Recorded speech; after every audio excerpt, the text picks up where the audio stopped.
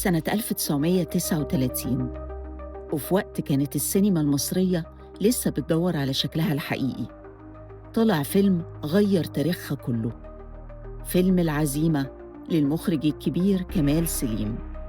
الفيلم اللي ناس كتير بيعتبروه بداية السينما الواقعية بجد في مصر.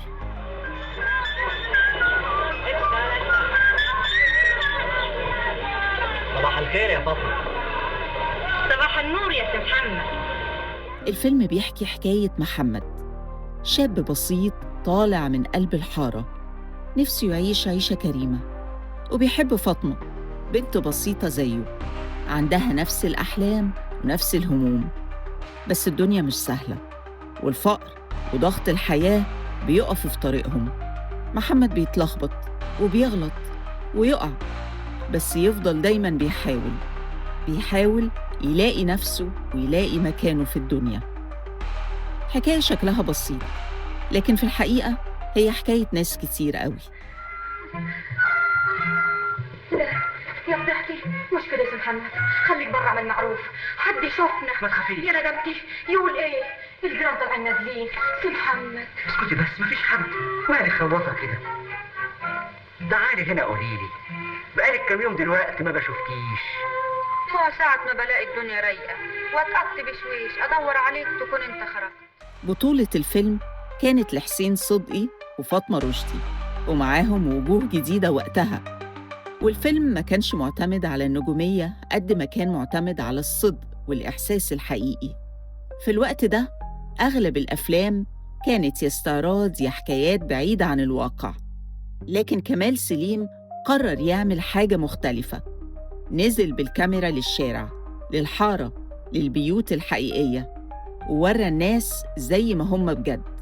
صور في أماكن طبيعية، وقدم شخصيات شبه الناس اللي بنشوفهم كل يوم، بيتكلموا زينا وعايشين نفس همومنا.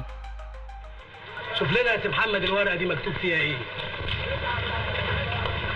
دي من مكتب الصحة يا معلم. بيقولوا لكم ان المفتش هيمر على الدكان يعين تصليحات المجاري. المجاري، يا مجاري في الدنيا يا مجاري.